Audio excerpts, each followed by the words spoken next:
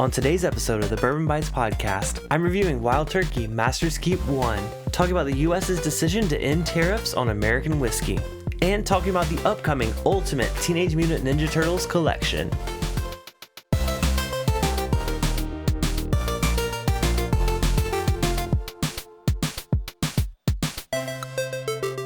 Hello everyone and welcome to the Bourbon Bites podcast, whiskey reviews with a gaming twist. I'm your host Clifton and welcome to another news and whiskey reviews themed podcast. I realized last week I didn't really get into much news and there's been a lot going on in the gaming and the whiskey world, so I wanted to take a little bit of time to get into some of those top stories, but also review a new whiskey to me, thankfully sent to me by one of you guys. Big shout out to the Bourbon Noob, Patrick Starkey. Thank you so much for sending this sample for today's review. This is Wild Turkey Master's Keep 1, the limited edition release from 2021. I have not had the chance to try this nor have a bottle of this. So I'm so grateful for Patrick for sending this over. I've been really curious. I was such a fan of the Master's Keep from 2020, which was the 17-year bottle and bond.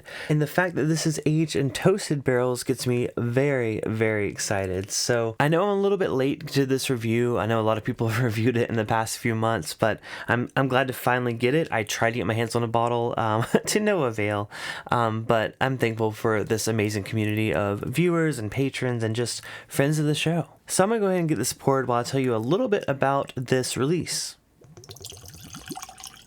So this year's Master's Keep is a tribute to Jimmy Russell's love for mid-aged bourbons. So the majority of these are between 9 and 10 years old in this batch. There's also a selection of 14-year-old Kentucky bourbon in here as well that were blended to create Wild Turkey Master's Keep 1. So with this release, they used new oak barrels that were specially toasted and charred and aged in one of Jimmy and Eddie's favorite rickhouses, Tyrone G, for this release. This one comes in at 101 proof and is available for about $175 MSRP, depending on your area. So my experience with toasted barrel whiskey has been generally positive. Honestly, some of the best whiskeys I've tried have been a toasted barrel. So I'm very excited for the opportunity to try a toasted barrel Wild Turkey release. I think what they do with the extra toasting on the barrels really brings out a vanilla, kind of like a marshmallow, toasted marshmallow kind of note. That's what I'm really hoping for in this glass. I don't know for sure whether to expect this with this one. Again, I have not read many reviews of this. I've been trying to hold off my interpretation of this whiskey until I tried it myself. So you're getting a real life first impressions because I just poured this for the very first time and I'm so excited to get into this whiskey. So let's go ahead and give it a nose. Ooh, that's really good on the nose. I think it's classic Wild Turkey. It doesn't stray too far from what I expect from that, nosing of the whiskey. There's that spice there. There's like a bit of like a plum kind of note that I've come to learn that is a typical Wild Turkey note. I sometimes describe it as like a kind of like a dusty kind of red berry, but no, I think I'm getting plum on this, especially on the nose. But it's very typical, but it's very delicious. I'm so excited to get into this. I think I'm gonna hold off on the nosing notes and just go in for a taste. So let's go ahead and try this. Again, thank you so much, Patrick, for sending this over. Y'all go follow Bourbon Noob on Instagram. I'll link to it in the description of this podcast. Just a great guy, and overall, just him and Heather have just supported this show since the beginning. So cheers to the amazing Starkeys. Ooh. Oh, yeah. Oh, I'm so glad it lived up to my expectations of it. It really maintains all of the depth and intensity that I would hope for. It's always kind of like a gamble when it's released at these lower proofs. I mean, last year it was a 100 proof bottled in bond. Some people felt like it didn't really live up to the Master's Keep name with previous releases. I loved last year's release. I think the Bottled and Bond 17-year was one of my favorite Wild Turkey products I've ever tried, with the exception of the single cast nation picks they've done before Wild Turkey that have been absolutely fantastic. This, though, I think it's kind of right up there with last year's release. But I'm really intrigued by how this toasted barrel is impacting this whiskey. It does really bring out those softer vanilla notes, more so than I've ever gotten on a Wild Turkey product before. And while it's soft with that, it's rich with the spice that follows. So up front, it's very sweet. It's very desserty. But really the spice comes out on the end. It gets a bit of a cinnamon kick towards the end of the palate. And the finish is just incredible for such a, I don't want to say low proof whiskey, but for a, 101 proof whiskey. Man, this is just fantastic all around. I will say I had a pour of Wild Turkey 101 right before this, just to sort of familiarize myself with the flavor profile of the distillery, as well as the proof, and this just completely blows that away, which you would expect from a $175 version compared to like a $20, $25 version. But, this is a lot older, a lot richer, and a lot more, I guess, hand-selected, like we said in the description. I mean, these barrels were very much particularly chosen by Eddie to represent, what his father, Jimmy Russell, likes. And I think they did a fantastic job. I mean, man, dare I say this is one of the best wild turkeys I've ever had. The toastiness kind of expresses itself a little bit different than I've had on other whiskeys. Normally I say toasted marshmallow, but this one is so vanilla forward. I almost feel like it's like a toasted like creme brulee, like the kind of topping of a creme brulee. There's a little bit of that like sweet, like crisp kind of sugar, kind of like the little bit of a burnt sugar note on it. Not quite as much as like marshmallowy as I've had on other toasted whiskeys, but still very desserty, very rich, and just complimentary of everything that Wild Turkey has going for it. There is a little bit of fruitiness there too. I said plum on the nose, but I'm almost getting like a little bit of like a orange kind of zest. Not necessarily like the sweet orange, like an actual orange, like, fruit, but more of like orange peel, like when you zest an orange peel on top of a cocktail. I'm getting a little bit of that on there as well. And I didn't mention the oak, but the oak kind of sits very balanced on the like back end of the palate. So all of these like sweet and fruity notes that I'm getting like up at the front and mid palate are really just finished off by that like oakiness, that well-aged oak on the finish. Wow. I mean, that's honestly one of the best things I've tried so far this year. I wish I would have tried it last year. Definitely would have made my top bourbons of 2021. But I am trying it this year, so I can't include it. But wow. Man, that is fantastic. Thank you so much, Patrick, for sharing that with me. And for those of you out there that have tried it already, I mean, did y'all enjoy it as much as I did? Because this is an experience. I'm so glad that I tried a little bit of the Wild Turkey 101 before, then moved to this. I'm seeing such a drastic increase in quality, increase in age, and just increase of depth to this whiskey. I mean, that is such a fantastic pour. So in terms of being able to buy this, it's I have not seen it on the shelves even when it first came out. I know a lot of bars still have some pours of this, so if you're considering trying this, definitely give it a try at a bar if it's at a reasonable price. I think this is probably, like I said, one of my favorite wild turkeys. I mean, the only other thing that I think may be better than this that I've had from the distillery is those single cask nation selects, which are barrel proof, very, very well aged wild turkey.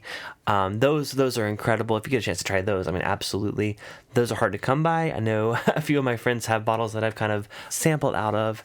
But yeah, this is absolutely fantastic.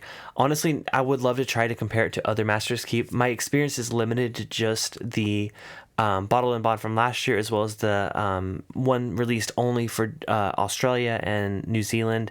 That one's also great. That one's a little bit lower proof. I think this one definitely edges out ahead of that one. But this one compared to the bottle and bond, I don't really know for sure. So if y'all want to see me compare, all the Master's Keeps that I have, let me know. I can definitely do a live stream doing that if that's something that y'all are interested in. So let me know on Discord in the podcast channel if that's something y'all want to see. So I'm going to continue to sip on this lovely pour and get into a little bit of news. Like I said, we're a little bit behind, so I'm just kind of doing some bit of headlines here in both whiskey and gaming. Two of these are very, very recent. They kind of overshadowed some of the other news that I had planned for this episode, and that is because these just came out in the past couple days from recording. So the first one is Michter's Distillery announced that they will be withholding their 10-year-old bourbon until 2023. So if you're not familiar with Michter's, they do a few limited edition releases throughout the year. They usually do a toasted something, whether it's the bourbon or the rye, but they also do a 10-year-old bourbon and a 10-year-old rye. So I have been fortunate enough to try both of these before. I've also been fortunate enough to buy Michter's 10-year rye. I think I bought it back in 2020, maybe even 2019. It's been a while since I've had it, which was a fantastic pour. One of my favorite bottles I've ever owned. So the fact they're holding back the 10-year bourbon is a little bit, disappointing as a consumer, but as well is, a hot topic. I mean, to me personally, I haven't bought one in a few years. I do know that I think I prefer the 10-year rye over the 10-year bourbon. Just personal preference there. But, I feel like they're kind of following the lead of Buffalo Trace with George T. Stagg, not making the lineup for this year. I think they're realizing, hey, the demand is so high for our whiskey. We really don't want to screw up our reputation by putting out a subpar whiskey that could just tarnish our reputation, to be honest. I mean, let's say, the 10-year this year wasn't quite ready. It had an off flavor profile, and reviewers started mentioning, hey, maybe Michter's isn't as great as they used to be. Like what happened to Michter's? So I totally respect their decision to hold it back this year. Will I miss it? Of course. Michter's is a fantastic distillery. They're getting a lot of really good whiskey that they're putting out. And, it's a little bit of a bummer, but also, like, would I have bought this year's 10-year bourbon from Michter's? Most likely not. I would love to try it, but would I have bought a bottle for the, suggested retail of about $160? Probably not. Now, there are some interesting quotes from the people from the distillery, what they have to say about the fact that they're not releasing it this year. Michter's president, Joseph J. Maglioso, man, I don't know how to pronounce that name, but he's the president of Michter's. He says that over the more than 2 decades since we restarted Michter's in Kentucky, we have had several years where we've chosen to hold back particular offerings. Our goal is to put out the greatest American whiskey. When we think something is already wonderful but will become spectacular with a bit more aging, we have not been shy about waiting to release it. When it comes to whiskey, there is no substitute for patience and time. And I totally respect that decision. I think if brands are rushing to put something out because it's just reached an age statement they want to put out, oftentimes I feel like, we're getting like, oh, this is a 4-year-old versus a 3-year-old. But is that 4-year-old actually ready yet? I don't really know So I think it's a smart decision. It's a very mature decision to make because a lot of these smaller distilleries, they want to put out product really quickly. So the fact that Michter's is holding this one back is, I think, it's a good look in my book. I also want to mention that their master of maturation, Andrea Wilson, added that bourbon enthusiasts often tell us how much they love our 10-year-old bourbon for its depth and complexity. While we know our Michter's supporters will be disappointed, just know we are continuing to stay true to our philosophies of who we are as a company and as a brand by always delivering extraordinary whiskeys to those who are willing to wait. So, cheers to you, Andrea and Joseph. I totally respect the decision. I'm very excited to see, what comes of this. Will 2023's release of Michter's 10-year bourbon be the best one yet? We'll find out. Preferably if they send me a sample to try for the podcast. Then I'll definitely let you guys know for sure if it's worth buying. But otherwise, I'll definitely maybe try to find a friend that has a bottle or, split a bottle with a friend. But it's interesting news. I'm curious to hear how you guys feel about that. For me, it's not really that big of a deal, but it's actually I think it's a good move to not release something that's not ready. And our next bit of whiskey news is also very, very recent, because as of today, the day I'm recording this, which is Tuesday, the US and the UK have striked a deal to end tariffs on both British steel, which is, not relevant to the podcast. Not that it's not a big deal, but not relevant to the podcast, and American whiskey. So this has apparently been an ongoing issue for a while. It was kind of like a retaliatory kind of move. So a few years back, the U.S. implemented a 25% tariff on American whiskeys going to the U.K., and that actually cut down on sales significantly. So apparently American whiskey is the 4th largest market of our exports going to the U.K., but sales have decreased by 42%. So going from 150 million to 88 million from 2018 to 2021.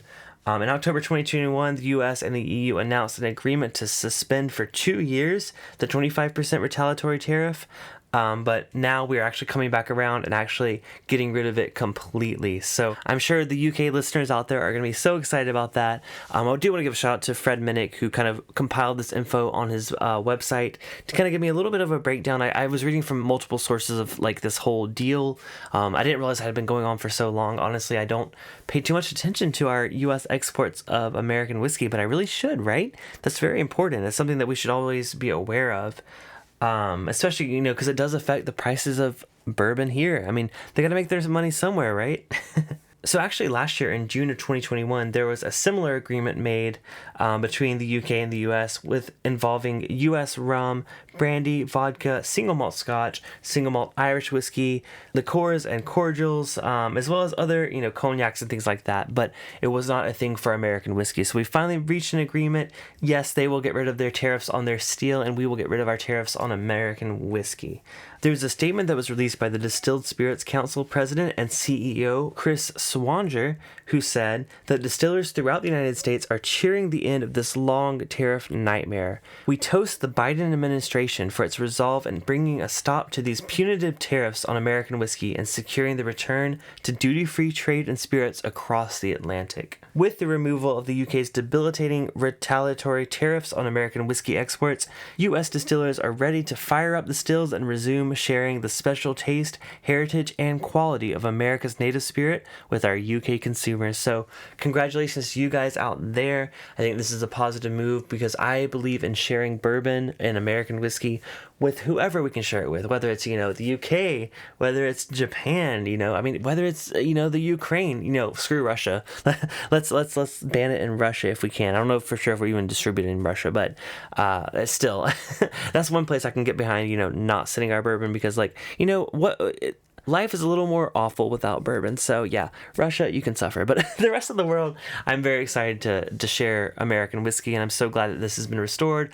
If you are a UK listener to the podcast, let me know how you feel about this. I would love to have your perspective on this. If you want to, send a message to the podcast or, our community in general, you can go to our Bourbon Bites Discord community. Just go to bourbonbites.com, scroll to the bottom, and click on Discord. You'll be the first to know about every new live stream that's coming out, as well as every podcast, as well as contribute to questions and conversations and whiskey news that I put on the podcast. You guys really do help make this podcast happen. So thank you so much to everyone that's on Discord, whether you're a patron or just a listener or a viewer. I really do appreciate you guys, and everyone that's joined recently, welcome. Glad to have y'all there. So in addition to this whiskey news, I do have a couple pieces of gaming news that I want to let you guys know about. The first of which is for all of you Kirby fans out there. There is a special Kirby 30th anniversary concert that will be live streamed for free on the internet on August 11th. So this is called the Kirby 30th Anniversary Music Fest. It is a tribute to the entire series, every game that's come out. There's going to be an ensemble of 35 musicians performing a variety of genres in the Kirby universe. So this is going to be a combination of original medleys of songs from past titles in the series, as well as some new takes on that music as well. So there will be a large LED monitor at the venue, which will also feature a moving Kirby. So it seems like they're going to be it's going to be a very visual and auditory experience. Again, that is on August 11th. It will be live streamed online. So as soon as I know the links and info for that, I'll definitely share with you guys over on Discord and Patreon. So let me know. Are there any Kirby fans in the house? What was your favorite Kirby game? Maybe I should play it. And lastly, a bit of turtle power here. There is a new collection of Teenage Mutant Ninja Turtles. It's called the Cowabunga Collection. So this is a compilation of all 13 console and arcade games, as well as their regional versions and handheld releases that are coming out this year. So if you are a Ninja Turtle fan and you've played some of the games in the past, your game will be included. I'm so excited. I played a lot of these games at arcades. I think my favorite is the Turtles in Time arcade game. And they are also bringing that to this collection. You and up to 3 friends can have the full arcade experience at home, on the couch, or online. So they're really bringing the full arcade experience, and I'm so excited to hear that. They're also bringing all the 8-bit and 16-bit Teenage Mutant Ninja Turtles games you've ever played, which will have a combination of local multiplayer as well as online play. So I'm really looking forward to this coming out. There was not a release date announced. As far as I know, I'll definitely be picking that one up. Hopefully you guys will too, so I can play you online. I'd love to do some Turtles in Time arcade multiplayer because, again, one of my favorite games to play, even like nowadays. It's also like the inspiration behind this channel. I mean, combining video games and whiskey is just like something that I love in life, and hopefully you guys love it too. That's why you're listening and watching along. So while you keep listening and enjoying, I'm going to go ahead and wrap this up for this week. Thank y'all so much for listening. In the next couple of weeks, I'm going to have a few new podcasts coming out that are actually a round table from my local whiskey group. A few friends and I got together to do a blind flight, a little bit of Map Madness training, as well as some Jack Daniel's Coy Hill hazmat Tennessee whiskeys. We did a blind flight of that as well. I haven't listened back to that recording. I think we got really, really toasty with that Jack Daniels there, but it was a ton of fun getting a chance to do that with other people. So hopefully you guys like those coming out soon. But until next time, this has been Bourbon Bites Whiskey Reviews with a gaming twist. I'm Clifton. Cheers, and I'll talk to you next podcast.